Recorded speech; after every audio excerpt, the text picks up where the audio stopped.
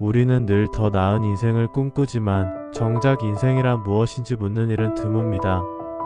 오늘은 철학자의 지혜와 명언을 통해 삶의 본질을 다시 바라보고자 합니다. 그리고 그 지혜는 결국 우리가 매일 살아가는 방식과 건강에도 이어집니다.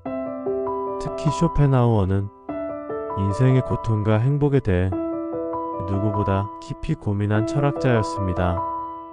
그는 인간의 삶을 괴롭히는 본질이 무엇인지, 그리고 우리가 어떻게 살아야 하는지를 날카롭게 분석했습니다. 이제 그의 사상 속으로 들어가 인생과 행복에 대한 통찰을 함께 살펴보겠습니다. 여러분, 행복은 어디에서 오는 걸까요? 우리는 흔히 더 많이 가지고 더 높이 올라가고 더 화려한 쾌락을 누려야 행복하다고 생각합니다. 하지만 쇼펜하우어는 이렇게 말합니다. 행복은 더 많은 것을 얻는 데서 오지 않는다. 행복은 괴로움을 줄이고 고통을 다스리는 데서 시작된다. 사람은 늘 자신이 갖지 못한 것을 보며 괴로워합니다. 남이 사는 더 큰 집을 보면서 저게 내 집이라면 얼마나 좋을까 하고 상상합니다. 누군가 타고 다니는 멋진 차를 보면서 나도 저 차를 가졌으면 좋겠다 하고 부러워합니다. 이것이 바로 갖지 못한 데서 오는 괴로움, 즉 소유욕의 괴로움입니다. 하지만 쇼펜하우어는 생각을 전환하라고 말합니다. 없는 것을 바라보는 대신 이미 가진 것을 잃었다고 상상해 보라는 겁니다. 내가 지금 살고 있는 집이 없다면 어디서 살까? 내 건강이 없다면 나는 어떤 삶을 살게 될까? 내 곁에 있는 가족이 사라진다면 얼마나 불행할까? 이렇게 상실을 떠올리는 순간 우리는 지금 가진 것들의 소중함을 새삼 느낍니다. 그동안 당연하게 여겼던 것이 사실은 행복의 조건이었음을 깨닫게 되죠. 우리는 또 자주 후회에 사로잡힙니다. 그때 그렇게 하지 않았다면, 그 말을 하지 않았다면. 하지만 후회는 이미 지나간 과거를 붙드는 일입니다. 돌이킬 수 없는 과거를 붙드는 건 결국 자기 자신을 고문하는 것과 같습니다. 이스라엘의 다윗 왕은 어린 아들이 병들자 밤낮으로 기도했습니다. 하지만 아들이 죽자 곧 일어나 음식을 먹고 몸을 추슬렀습니다. 절망 속에 무너져 있지 않고 받아들일 수 없는 현실조차 운명으로 인정한 것이죠. 쇼펜하우어는 우리에게 묻습니다. 당신은 후회 속에 스스로를 고문하며 살 것인가? 아니면 받아들이고 다시 일어설 것인가? 그리고 그는 고통의 불가피성을 강조합니다. 인간은 고통이 없으면 살 수 없습니다. 노동, 가난, 정신적 고뇌, 이 모든 것이 삶을 지탱하는 압력장치입니다. 여러분 상상해보세요. 만약 원하는 걸 뭐든 손에 넣을 수 있다면? 노력 없이 모든 욕망이 충족된다면? 처음엔 행복할 것 같지만 곧 권태와 공허함에 빠질 겁니다. 실제로 복권에 당첨된 사람들이 몇 년 안에 삶이 무너지는 경우가 많습니다. 돈과 욕망은 충족됐지만 삶을 지탱하는 긴장이 사라진 겁니다. 배가 앞으로 나아가려면 물의 저항이 필요합니다. 인간도 마찬가지입니다. 고뇌와 시련은 우리를 앞으로 나아가게 하는 동력입니다. 따라서 고통은 불필요한 짐이 아니라 삶을 유지하는 힘입니다. 행복은 현재에선 잘 느껴지지 않습니다. 대부분 과거의 기억으로만 존재합니다. 건강할 때는 건강의 가치를 모릅니다. 젊음을 누릴 때는 젊음이 소중한 줄 모르죠. 자유롭게 살면서도 자유의 의미를 깨닫지 못합니다. 병이 나야 건강의 소중함을 깨닫습니다. 나이가 들어야 젊음의 가치를 알게 됩니다. 자유를 잃어야 자유가 얼마나 귀한지 알게 됩니다. 그래서 우리는 행복할 때는 행복을 모른 채 살고 불행해졌을 때야 비로소 그때가 행복했구나 하고 깨닫습니다. 그렇다면 행복이란 무엇일까요? 쇼펜하우어는 말합니다. 행복은 쾌락이나 큰 성취에서 오는 게 아니다. 아리스토텔레스도 이렇게 말했습니다. 현명한 사람은 쾌락을 추구하지 않는다. 고통이 없는 평온함을 원한다. 결국 행복은 강렬한 기쁨이 아니라 괴로움이 없는 상태입니다. 고통 없는 평범한 하루. 그것이야말로 진짜 행복입니다. 행복은 화려한 성취보다 작은 일상 속에 있습니다. 책을 읽고 음악을 듣고 꽃을 바라보는 것, 조용히 산책을 하고 따뜻한 차 한 잔을 즐기는 것, 이런 단순한 일상이 우리 마음을 고요하게 하고 진정한 만족을 줍니다. 반대로 더 큰 것을 바라볼수록 욕망은 커집니다. 남과 비교할수록 불안이 늘어나며 결국 우리는 스스로 불행을 키우게 됩니다. 시야를 좁히고 단순함을 받아들일수록 마음은 고요해지고 평온에 가까워집니다. 여기서 중요한 건 비교하지 않는 삶입니다.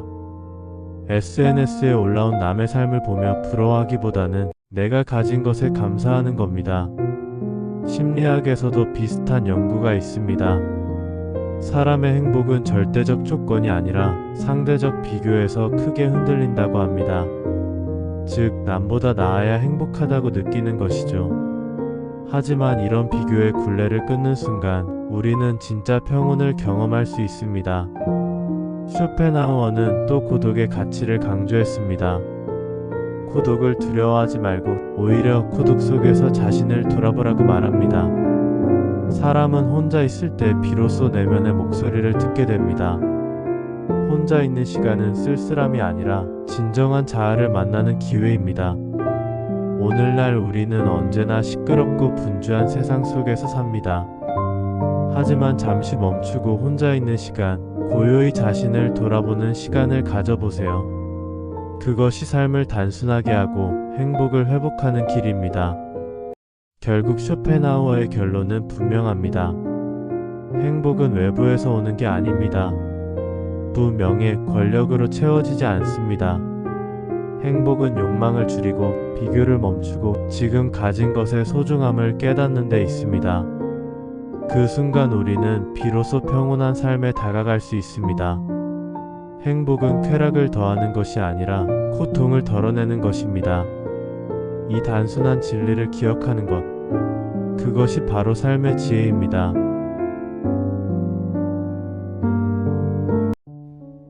앞서 쇼펜하우어가 말한 것처럼 행복은 더 많이 가지는 데 있지 않습니다. 덜 괴로워하고 고통을 줄이는 것, 그것이 행복의 본질입니다. 흥미로운 점은 고대부터 현대까지 수많은 사상가들이 비슷한 이야기를 해왔다는 겁니다. 철학자, 성인, 작가들이 남긴 명언들을 보면 행복에 대한 지혜가 시대를 넘어 일맥상통한다는 걸 알 수 있습니다.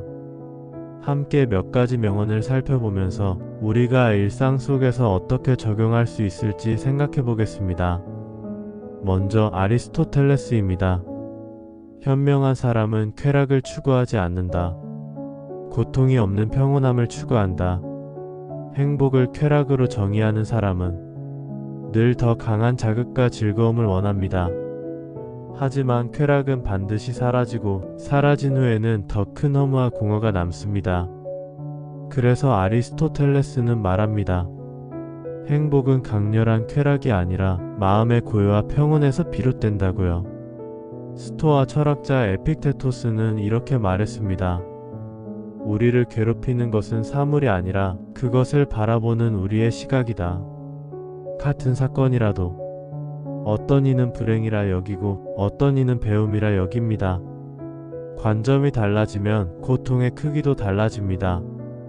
즉, 세상을 바꾸는 것보다 내가 세상을 바라보는 방식을 바꾸는 것이 더 중요하다는 겁니다.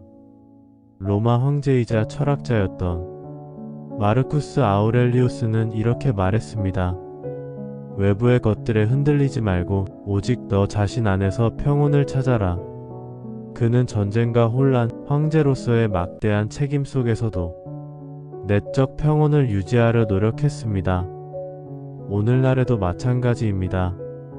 SNS, 경쟁, 비교 속에서 우리는 끊임없이 흔들립니다. 하지만 행복은 외부에서 오는 게 아니라 내 안에서 평온을 찾을 때 지켜낼 수 있습니다. 동양의 지혜도 있습니다. 공자는 이렇게 말했습니다.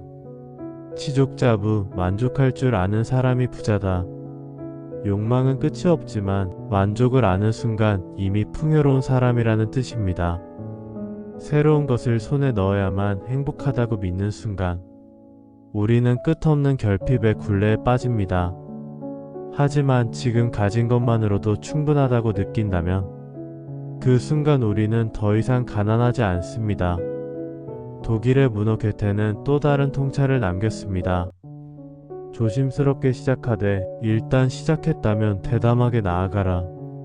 망설이지 말고 실패했다면 과감히 잊으라는 뜻입니다. 우리는 흔히 과거의 실수와 후회에 사로잡힙니다. 하지만 괴테는 과거를 붙들지 말고 현재와 미래를 향해 나아가라고 강조합니다. 쇼펜하우어가 말한 후회는 자신을 고문하는 일과 완전히 맞닿아 있는 메시지입니다. 이처럼 아리스토텔레스, 에픽테토스, 마르쿠스 아우렐리우스, 공자, 괴테까지 시대와 지역을 초월해 위대한 사상가들의 명언은 한 가지 진리를 말하고 있습니다. 행복은 외부의 조건이 아니라 내 마음의 태도와 지금을 받아들이는 자세에서 비롯된다는 것입니다. 여러분도 잠시 스스로에게 물어보세요. 나는 지금 내 삶에 만족하고 있는가? 내가 이미 가진 것들을 소중히 여기고 있는가? 만약 답이 아니오라면 행복은 멀리 있는 게 아니라 이미 곁에 있는 것에서 시작된다는 걸 기억하시기 바랍니다. 결국 행복은 쫓아가는 것이 아닙니다. 이미 내 곁에 있는 것들을 바라보고 그것에 감사하는 순간 우리는 행복 속에 머물고 있었다는 걸 깨닫게 됩니다. 앞서 철학자들이 말한 평온과 고요의 행복은 사실 우리 일상 속 수면과도 깊은 관련이 있습니다. 우리는 인생의 3분의 1을 잠으로 보냅니다. 즉, 수면은 단순히 쉬는 시간이 아니라 삶 전체를 좌우하는 가장 중요한 투자라고 할 수 있습니다. 사람은 하루 평균 7시간에서 8시간, 평생의 3분의 1을 잠으로 보냅니다. 많은 사람들은 수면을 단순한 휴식이라고 생각하지만 과학은 말합니다. 수면은 뇌와 몸을 회복시키는 가장 중요한 과정이라고요. 잠을 잘 때 우리의 뇌는 낮 동안 쌓인 톡수를 청소하고 기억을 정리하며 새로운 학습을 강화합니다. 면역 체계는 회복되고 호르몬은 균형을 되찾습니다. 수면 부족이 쌓이면 어떤 일이 생길까요? 첫째, 대사 이상과 비만입니다. 잠이 부족하면 식욕을 조절하는 호르몬 렙틴과 그렐린의 균형이 깨져 과식하게 됩니다. 둘째, 혈당 관리 실패입니다.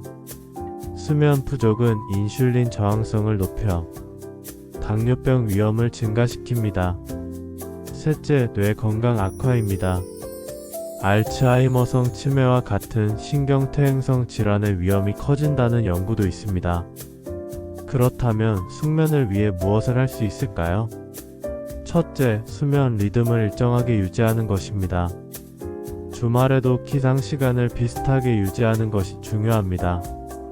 둘째, 수면 환경을 어둡고 시원하게 만드는 것입니다. 작은 빛과 소음도 깊은 수면을 방해합니다. 셋째, 잠들기 전 습관 관리입니다. 카페인, 스마트폰, 과식은 숙면에 최대적입니다.